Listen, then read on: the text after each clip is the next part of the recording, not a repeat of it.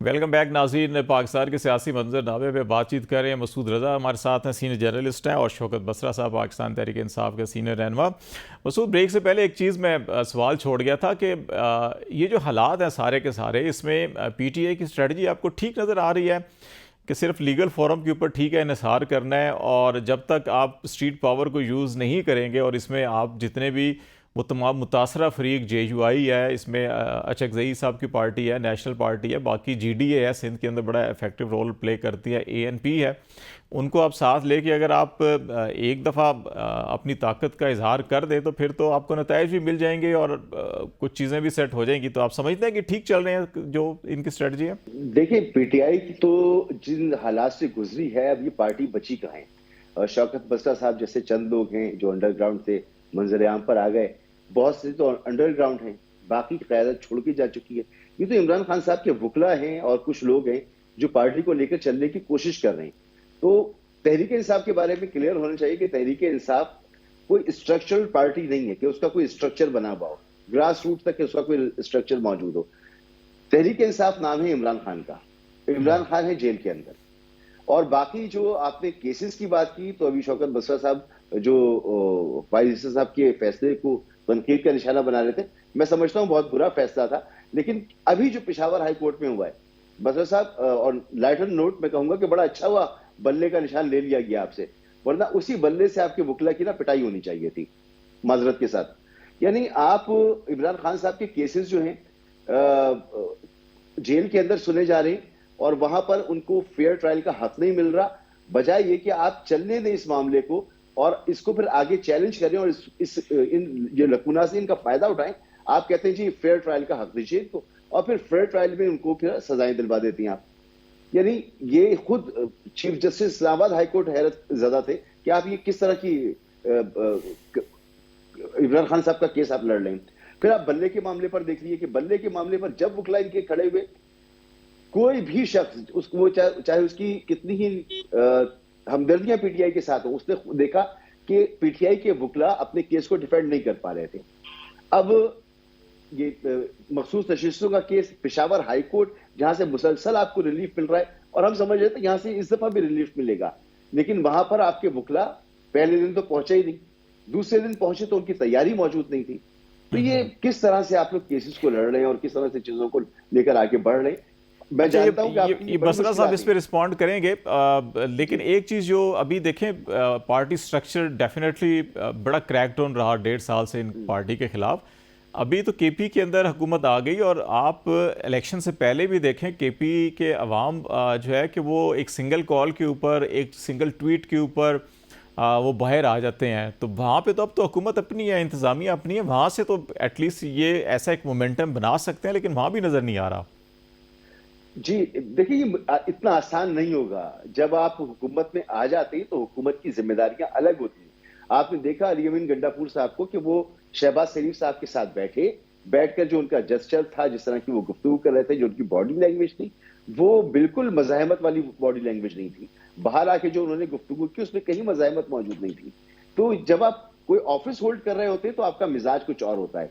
हाँ, ये आप दुरुस्त कह रहे हैं कि अब उनकी हुकूमत है, वहां पर पार्टी स्ट्रक्चर भी होना चाहिए, वहां पर वकला जो उनको तैयार भी होना चाहिए। लेकिन बदकिस्मती की बात यह कि पहले दिन इस केस में वकला पहुंचे ही नहीं, और दूसरे दिन जब पहुंचे तो उनकी तैयारी मौजूद नहीं थी। तो कई सवालात पैदा होते हैं कि क्या ऐसे लोग मौजूद हैं जो कॉम्प्रोमाइज हो रहे हैं, जो डर रहे हैं, जो दोनों तरफ खेल रहे हैं विकेट के। अच्छा, ये बसरा साहब, आप डेफिनेटली जो कमेंट्स किए हैं मसूद ने, आप उसके ऊपर भी बात करना चाहेंगे।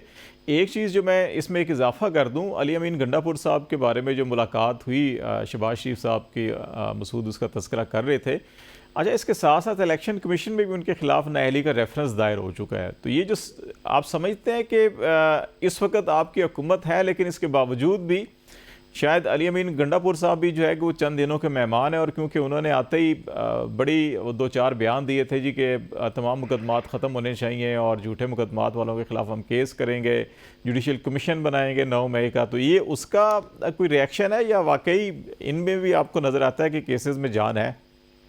खालिद भाई, पहली बात तो ये है कि जो कुछ तहरीक इंसाफ के साथ हुआ है, इमरान खान के साथ हुआ है, पार्टी के लोगों के साथ हुआ है। मैं अगर 4 आमरों का दौर भी इकट्ठा करूं तो उसकी मिसाल नहीं मिलती, शायद 20% भी नहीं होगा। बात सिर्फ ये होती है कि शौकत बसरा के खिलाफ या हमारे लीडरान के खिलाफ, वर्कर्स के खिलाफ कार्रवाई होती है। यहाँ पे तो हर घर घर की एक कहानी है। शौकत बसरा को आप टच करेंगे, मेरी एक अपनी दास्तान है कि किस तरह एक वर्कर को, शौकत बसरा को मुकदमे दर्ज किए गए, 6 महीने से दर बदर रहा, घर से निकला, घर को तोड़ फोड़ की गई, चादर चारदीवारी के तकद्दुस को पामाल किया गया, कारोबार तबाह बर्बाद कर दिए गए। और बात वहां भी नहीं रुकी ना, बात माओ बहनों बेटियों तक चली गई। आप इमरान खान को देख लें, 200 मुकदमा दर्ज कर दिया अपने आनन फानन, दहशतगर्दी, गद्दारी, करप्ट। उसके बाद बात वहां नहीं रुकी, निकाह तक आप चले गए। तो ये एक उस इन हालात में जब आप पार्टी फेस करती है ना, जो फेस कर रहे होते हैं उनको पता होता है कि यहाँ पर जिस तरह गुल्लू बट के तौर पर काम किया पुलिस वालों ने, और जिस तरह उन्होंने मानने वालों के हुक्म माने, मैं आपको बता नहीं सकता कि जो जुल्म जबर की कहानियां हैं, आपको एक एक घर की कहानी देखेंगे आप हैरान हो जाएंगे। दूसरी बात मैं फिर कहूँ, ये गुत्थी सुलझाने वालों ने ना बड़ी मेहनत से सुलझाई है। ये पूरा सिस्टम हाईजैक किया हुआ है। मैं फिर बार बार जो कह रहा हूं कि मार्शल से भी बदतरीन सूरत हाल है इस वक्त। आप क्या कह रहे हैं कि इदारे काम कर रहे हैं, अदालतें काम कर रही हैं, इलेक्शन कमीशन काम कर रहा है, तो बड़ी माजरत के साथ इसका जवाब नहीं में है। पेशावर हाईकोर्ट में उनको सलाम पेश करता हूं। ये कुछ जजेस हैं जहां पे हम देखते हैं कि वो कानून की हुक्मरानी की बात करते हैं, आइन की हुक्मरानी की बात करते हैं, मेरिट पे बात करते हैं। जैसे इस्लामाबाद हाईकोर्ट के जस्टिस सितार साहब है, सुप्रीम कोर्ट में यू कैन नेम देम, आप इवन पिंडी कोर्ट में, मैं लाहौर कोर्ट में, आप टिप्स पे वो जजेस के नाम ले सकते हैं। लेकिन होता क्या है, जब वो जजेस फैसले देते हैं तो क्या कहा जाता है कि हमारे फैसलों से आपको रिलीफ नहीं मिलेगा, जाएं जाके बाहर प्रेस कॉन्फ्रेंस करें फिर रिलीफ मिलेगा। जो हम बार बार बात कर रहे हैं पेशावर हाई कोर्ट वाली कि वुकला तैयारी के साथ नहीं गए, वुकला नहीं, मैं फिर डिसएग्री करता हूं। मेरे भाई, जब चीफ जस्टिस काजी फायज ईसा साहब ने हमसे बल्ले का निशान छीन लिया, उसके बाद जिस बहाना क्या बनाया गया कि जी सुन्नी इत्तेहाद काउंसिल की तो सीट ही कोई नहीं है, एमडब्ल्यूएम में चले जाते उनकी भी सीट नहीं थी, शिरानी ग्रुप के साथ चले जाते उनकी सीट भी नहीं थी। बात ये नहीं यहाँ पे रुकती। आइन क्या कहता है? आइन बड़ा वाजे है कि जब कोई जमात एग्जिस्ट कर रही है और मैं जीत कर आ गया हूं और मैं वहां पर जाकर मैंने शमूलियत इख्तियार कर ली है, तो इन जो सीटें, रिजर्व सीटें, मेरा हक है, मेरा हक है वो रिजर्व सीटें, इसको कोई डिनाई नहीं कर सकता। चलें अब इससे आगे चलते हैं। आपने कहा कि क्या मज़ाहमत होगी तो मुफाहमत होगी। हमें किसी किस्म की तवक्को इस सिस्टम से नहीं है। बिल्कुल खालिद साहब, मज़ाहमत ही अल्टीमेट है।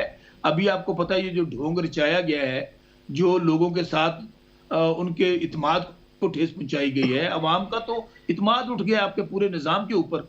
और जब आपका निज़ाम से, इदारों से इत्मीनान उठता है, निज़ाम से इत्मीनान उठता है, तो फिर क्या होता है? फिर अफरा तफरी होती है, फिर इंतशार होता है। लोग इन अदालतों में जाना छोड़ देंगे। बहुत सारे लोग छोड़ चुके हैं। लोग अपनी अदालतें लगा रहे हैं, लोग अपने फैसले सुना रहे हैं। तो ये अफरा तफरी की तरफ मुल्क बढ़ रहा है। और तरीके इंसाफ, मैं फिर कह रहा हूँ, हमारे पास कोई ऑप्शन नहीं है। अभी आप देख रहे हैं इमरान खान, उनके खिलाफ क्या साजिशें हो रही हैं। 2 कातिलाना हमले आप उनके ऊपर कर चुके हैं। पता चलता है जनाब अफगानिस्तान से दहशतगर्द चलते हैं, वो अडयाला पहुंच जाते हैं, फिर वहां पर हमें उनसे मिलने नहीं दिया जाता, पाबंदियां लगा दी जाती हैं, मुकला नहीं मिल सकते। अभी क्या करें जी, आप वीडियो लिंक पे मिले। मसाइल ही मसाइल है। यार वीडियो लिंक पे तो वो नहीं करवाते, वो तो इस्लामाबाद में उनकी वीडियो लिंक की हाजिरी नहीं हो रही। वो तो एक तस्वीर इलेक्शन से पहले निकली थी, बड़ी तनकीद हो गई उसके ऊपर भी। हाँ जी, हाँ जी। तो खालिद भाई, हल एक ही है, मुज़ाहमत, मुज़ाहमत और मुज़ाहमत। चले देखते वो कब करते हैं। जरा मैं मसूद, आप ये बताएं कि ये मुज़ाहमत तो शुरू होगी सो होगी, पीपल्स पार्टी कितना देर तक जो है कि नून लीग के साथ चल सकती है? अभी थोड़ी देर पहले हमने ये लेजिस्लेशन में बात की, और फिर अभी आप देखें चेयरमैन इरसा की तकरीर के ऊपर चीफ मिनिस्टर ने आके प्रोटेस्ट किया और वो 24 घंटों के अंदर नोटिफिकेशन वापस। तो ये अभी एक हल्का सा हिंट दिया था अभी बसरा साहब ने कि शायद को 20-25 नशिस्तें और जो जैसे गुजरांवाला में रिकाउंटिंग हुई दी जाएगी। तो शायद ये भी कहा जा रहा है कि नून लीग के लिए थोड़ी आसानी पैदा की जा रही है कि इतनी ज़्यादा ब्लैकमेल ना हो, एटलीस्ट कुछ खुद फैसले भी कर सकें। तो क्या नजर आ रहा है खालिद भाई? एक बात ऐड करूं जी। क्या ये इनको करना ये चाहिए कि सारी की सारी सीटें दोबारा छीन ले चीफ इलेक्शन कमिश्नर, नोटिफिकेशन कर दें बाकी लोगों का, ताकि इनके लिए मसला आसान हो जाए ना। जो जो कुछ करना चाहते हैं, जो जिस तरह की हुक्मरानी करना चाहते हैं, करके देख लें, शौक पूरा कर लें, अपनी आखिरी हद छू लें। चले वो ताकि रूस इनको बसरा भाई अभी वो रूस के हालात का जायजा लें ना, शायद वहां से भी कुछ सीख कर आ जाएंगे वो। जी रूस भी लगता है इलेक्शन ही कराने गए हैं। वैसे तो दुनिया में जहां इलेक्शन हो इनको ले जाएं, जी वहाँ मसूद। सारे इलेक्शन बसरा भाई शेर याद आ रहा है कि कोई तावीज हो रद्दे बला की, मेरे पीछे मोहब्बत पड़ गई है। तो हाँ आपके पीछे जो मोहब्बतें पड़ी हुई है ना, उनसे आप रद्दे बला का तावीज दीजिए, और कोई हल नहीं है आपका। तो कुछ झाड़ पूछ करवाइए। नहीं, वो रद्दे बला भी कोई एक हो तो तब ना इनके खिलाफ बला तो बला तो एक ही है। देखें, अल्लाह हक है, अल्लाह हक है। इंसान एक चाल चलता है, लेकिन होता है वो जो मेरा रब चाहता है। ये जो जमीनी खुदा बने हुए हैं ना, ये मैं फिर कह रहा हूँ कि यहाँ पर बड़े बड़े जमीनी खुदा देखे हैं। जब अल्लाह का निज़ाम हरकत में आता है, सब कुछ तहस नहस हो जाता है, निस्तो नाबूद हो जाता है। मैं किस किस की मिसाल दूं आपको? दुनिया में मिसाल ले लें या अपने पाकिस्तान में ही ले लें। यहाँ तोबा नाउज़ुबिल्लाह, मुशर्रफ अपने आप को क्या समझता था? इस तरह मुक्के लहराता था, मेरी ताकत। ज़िया-उल हक अपने आप को क्या समझता था? जनरल बाजवा अपने आप को क्या समझते थे? चीफ जस्टिस इफ्तिखार चौधरी क्या समझता था? खोसा क्या समझता था? साकिब निसार क्या समझता था? क्या हुआ? सबको फना होना है। बसरा साहब जरा चले, जरा वो आते हैं जरा, ये पीएस पार्टी नून लीग की जो ये फोर्स मैरिज जिसको कहा जाता है, कब तक चलेगी? खालिद भाई, ये मुझे लगता है कि ये सवाल गलत है कि नून लीग कब तक चलेगी, पीपल्स पार्टी कब तक चलेगी। चलना तो दरअसल नून लीग को है। नून लीग को ये जो 10-15 नशिस्तों की जो बात की जाती है, मिल भी जाए तो भी नून लीग की अक्सरियत नहीं होती। उसको एमकेएम के साथ फिर भी पीपल्स पार्टी की जरूरत पड़नी है। और ये निजाम, जैसा कि मैंने आपको बताया कि ये 2/3 मेजोरिटी वाला निजाम है। इस निजाम को लाया इसलिए गया है कि आपने मुल्क में रिफॉर्म्स कर दी हैं। वो रिफॉर्म्स जो ये सियासी लोग कभी नहीं करते। अब सूरत हाल, मैंने पहले भी कहा कि इन सियासी जमातों के हाथ में कुछ भी नहीं है कि ये अपना एजेंडा चलाएं। इन्हें एजेंडा भी वो चलाना है जो इनको मिलेगा, और इनको बड़ी मजबूती से चलाना होगा वो सब कुछ। नून लीग इस काबिल नहीं होगी कि वो हुकूमत को छोड़कर चली जाए। पीपल्स पार्टी की उससे बात माननी होगी। पीपल्स पार्टी भी इस काबिल नहीं होगी कि इनके बगैर कुछ कर सके, तो इनका भी अपना एक वेटेज होगा। बेचारी एमकेएम तो 22 नशिस्तें लेके फारिग हो गई, उसके हाथ कुछ भी नहीं आया। तो ये निजाम बड़ा मजबूत और बड़ा ही कमजोर निजाम है। मगर ये निजाम जिस तरीके से बनाया गया है, मुझे लगता है ये अपने 5 साल पूरे करेगा, और हो सकता है कि शहबाज शरीफ जो है इस मुल्क के पहले वजीर आजम जो अपने 5 साल पूरे कर लें। बाकी रही बात बसरा साहब की मज़ाहमत की, तो जनाब मज़ाहमत आपने बहुत की। आपके खिलाफ भी बड़ी मज़ाहमत हुई, लेकिन मज़ाहमत से कोई हुकूमत नहीं गई इस पाकिस्तान में। एहतजाज से कभी हुकूमत नहीं गई है। हुकूमतें जाने की वजूहात कुछ और होती हैं, और शहबाज शरीफ जो इस वक्त वजीर आजम है, उनके खमीर में ही वो चीज़ नहीं है जिससे हुकूमतें जाती हैं। तो मुझे ये हुकूमत जाती हुई नजर नहीं आती। नहीं, वो जो आसान रास्ता था, एक किसी ने कहा था कि आसान रास्ता हमें भी मालूम है लेकिन हम अपनाएंगे नहीं। तो वो कोई आसान रास्ता शौकत बसरा साहब आपके पास नहीं है कि? देखिए, 2 मिसालें देता हूँ। जुबैर उमर साहब ने क्या कहा? उन्होंने कहा कि हमें जनरल बाजवा के पास भेजने वाले मियां नवाज शरीफ और मरियम बीबी थे, और दूसरी तरफ बातें क्या कर रहे थे? उनकी वीडियो चला रहे थे गुजरावाला जलसा के अंदर, वोट को इज्जत दो, वोट को इज्जत दो। दूसरी मिसाल, अभी जावेद लतीफ ने 2 दिन पहले क्या कहा है? उन्होंने कहा हम तो कठपुतलियां हैं, हम तो कठपुतलियां हैं, हमारे पल्ले तो कोई चीज नहीं है।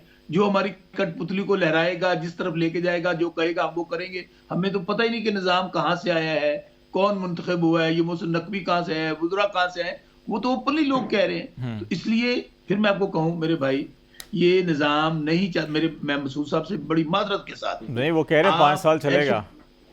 मेरी सुन लें, आप दहशत के साथ, खौफ के साथ, जबर के साथ निजाम को नहीं चला सकते। आप जितनी मर्जी कोशिश कर लें। बसरा साहब, मैं भी तो यही अर्ज कर रहा हूँ, आप वो रास्ता इख्तियार करें जहां से आपका मसला हल होता हो। मज़ाहमत मसले का हल नहीं है। अच्छा, वो बसरा साहब की इधर कॉल ड्रॉप हुई है, दोबारा हम कनेक्ट करते हैं। अच्छा मसूद, ये बताएं कि एक और बड़ी डेवलपमेंट जो है वो पाकिस्तान की सारी सियासत जो है ना, वो हमारी क्या किसी और की खारजा पॉलिसी के साथ भी जुड़ी होती है। आज अमेरिकी सफ़ीर ने शहबाज शरीफ साहब से मुलाकात की है, और 20 मार्च को जो कांग्रेस की ऐवान नुमाइंदगान की जो खारजा अमूर कमेटी है, उसका भी इजलास हो रहा है, जिसमें डोनाल्ड लू को बुलाया गया। और उस पर डिबेट क्या होनी है कि इंतखाबात के बाद का पाकिस्तान, कि वो पाकिस्तान कैसा है, और अमेरिका के पाकिस्तान से तल्लुकात क्या होने चाहिए। तो ये इंतखाबात के बाद का पाकिस्तान अमेरिका की नज़र में क्या हो सकता है? और इस कमेटी के अंदर डोनाल्ड लू साहब का भी स्टेटमेंट होगा। मारूफ ज़माना वो साइफ़र केस सारा का सारा उन्हीं के साथ जुड़ा हुआ है। तो क्या एक्सपेक्ट क्या कर रहे हैं कि वाशिंगटन की जो है सूरत हाल वो पाकिस्तान से मुतल्लिक किस नौयत की होगी? देखें, वॉशिंगटन ने पाकिस्तानी इलेक्शन के हवाले से बस इतना ही कहा कि जी साफ शफाफ इंतखाबात होने चाहिए या कहीं कहीं शिकायत। उसने शहबाज शरीफ की हुकूमत को कबूल भी किया और उसने कहा कि मिल्क के साथ काम करेंगे। सदर जरदारी की सदर बनने को भी कबूल किया। तो ओवरऑल अगर आप देखें, हम कितनी ही बुराई करें इस इलेक्शन की, अमरीकी इंतजामिया, अमरीकी रजीम जो है वो हमारी हुकूमत के साथ काम करने के लिए पुरअज़्म है। अरब ममालिक से आपको यही मैसेज मिल रहे हैं, चीन से आपको यही मैसेज मिल रहे हैं। तो बैनुल-अक़वामी सतह पर अगर आप देखें, क्योंकि हम पाकिस्तान को किसी भी मुल्क को आइसोलेशन में नहीं देख सकते, एक इंटरनेशनल एस्टेब्लिशमेंट होती है और हम भी उसका पार्ट हैं। तो और हम तो बड़े मकबूज मुल्क हैं, तो डेफिनेटली हम पर दबाव भी ज्यादा होता है, हमें बातें भी ज्यादा माननी पड़ती हैं, हम बहुत कॉम्प्रोमाइज करते हैं क्योंकि हम अपने पैरों पे नहीं खड़े हुए। तो अच्छी बात यह है कि सूरत हाल में आप इसे कुछ लोग जो है बहुत बुरा समझते हैं, लेकिन मैं तो ये कहूंगा कि आपकी सबसे ज्यादा एक्सपोर्ट जो है वो अमेरिका को होती है। सबसे ज्यादा इमदाद आप अमेरिका से लेते हैं। उसके बाद आप चीन किस तरफ देख रहे हैं, फिर आपके अरब ममालिक हैं जिनसे आपके दोस्ताना दरीना ताल्लुकात हैं। अगर ये सब कुछ बहाल हो रहा है और पाकिस्तान में ज़र मुबादला आ सकता है और हम कुछ लोगों को खत गुर्बत से नीचे ला सकते हैं, अगर 10 करोड़ बंदा जो है आपके घर में आप दो वक्त का खाना नहीं खा सकता है, तो और अगर आप उसको खाना खिला सकते हैं तो इससे बड़ी बात क्या होगी। मैं तो तहरीक इंसाफ से भी कहूंगा कि लड़ाई झगड़ा जो है उससे किसी को फायदा नहीं है। अवामी कुव्वत आपके साथ मौजूद है, पार्लियामान में आप पहुंचे हुए हैं, इस निजाम में ऑपोजिशन का आप किरदार अदा कीजिए और अगर आप अक्सरियत हासिल करें तो टॉपल कर दें हुकूमत को, लेकिन निजाम को टॉपल मत करें, निजाम को चलने दें। मैं जरा बसरा साहब आखिरी 2 मिनट हैं, आपसे चाहूंगा कि इस पे कमेंट्स भी कर लीजिएगा और साथ दूसरा ये बताइएगा, बहुत सी ऐसी खबरें भी हैं कि अब आपने इलेक्शन करवा ली हैं, अप्लाई कर दिया इलेक्शन कमीशन में, तो क्योंकि रिजर्व सीट तो मिली नहीं, फिर अब वापस अब तमाम के तमाम अरकान अब पीटीआई में शमूलियत के हवाले से जम होगी सुन्नी इत्तेहाद कौंसल पीटीआई में, या क्या होगा? मसूद साहब, पहली बात तो खालिद भाई, मैं मसूद साहब ने जितनी गुफ्तगू की है मैं उससे ना बड़ी मादरत के साथ मुकम्मल गुफ्तगू से इख्तलाफ करता हूँ।